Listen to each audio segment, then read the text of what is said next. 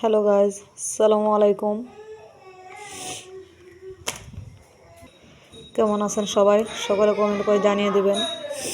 আর এই যে দেখেন, আমার মুরগির যে বাচ্চাগুলো আছে, এগুলো বয়সের প্রতি আর খাবারের প্রতি বেশি বাড়ছে না। তাই আজকে ডক্টরের কাছে গিয়েছিলাম, গিয়ে বললাম যে মাংস বাড়ার ওষুধ দেওয়ার জন্য। তো যে এটা দিয়েছে ভাইটাল অ্যামাইনো 4 ব্যাট এটা। আর এটার দাম হচ্ছে 185 টাকা। আর এদিকে এসকারেক্স এটা হচ্ছে এক্সকারেক্স পাউডার। এটা হচ্ছে কৃমির ওষুধ এখন পর্যন্ত আমি খাওয়াই নাই। তো বলেছে যে কৃমির ওষুধ খাওয়াতে হবে, তো কৃমির ওষুধও নিয়ে আসলাম। আর এখানে পোলট্রি খাবার নিয়েছি আর ভাতও নিয়েছি, ওগুলো একসাথে মিক্স করে আমি দিব। আসলে পোলট্রি খাবার কম, তাই ভাত নিয়েছি, আমি শুধু পোলট্রি খাবারই খাওয়াই। তো ডক্টর বলেছে যে পোলট্রি খাবারের সাথে সাথে খুন দেওয়ার জন্য, কিন্তু মুরগির বাচ্চা তো এমনি খুন বা চাউল এগুলো খায় না, ভাত খায়।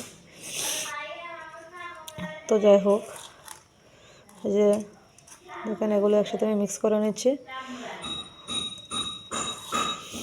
আর এই যে ওষুধগুলো, এগুলো আলাদা পানিতে এমনি দিয়ে দেব, আধা চামচ করে।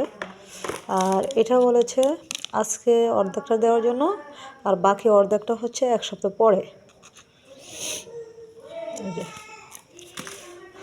তো এখন আমি আমার মুরগির বাচ্চাগুলোকে খাবার দিয়ে দেবো, কারণ আজকে এমনিও খাবারের পরিমাণটা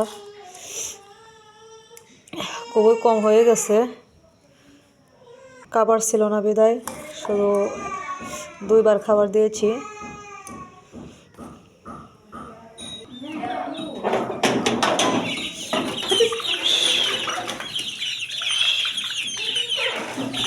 জায়গাটাও পরিষ্কার করতে পারি নাই, কালকে পরিষ্কার করব, সময় ছিল না। স্কুলের বাচ্চা সব কিছু মতন সময়টা ম্যানেজ করতে পারি না, বিদায় জায়গাটা করতে পারি নাই, পানি নাই। খাবার দেওয়া হয় জন্য শুধু একটা এনেছি, কিন্তু পানি দেওয়ার জন্য আনি না। আনবো পানি, ওইখানে দিয়ে দিই পানি, এখানে পানি নাই।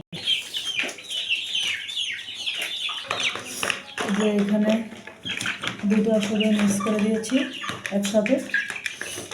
আর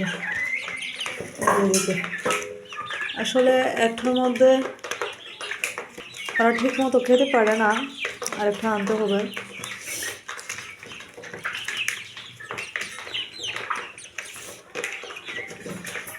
যাই হোক, যে যেখান থেকে যাচ্ছেন, আমার মুরগির বাচ্চাগুলোর জন্য দোয়া করবেন, আমার জন্য দোয়া করবেন, আপনাদের জন্য দোয়া করি। আর যারা এখনও আমার চ্যানেলটিকে সাবস্ক্রাইব করেনি, প্লিজ সাবস্ক্রাইব করে দেবেন।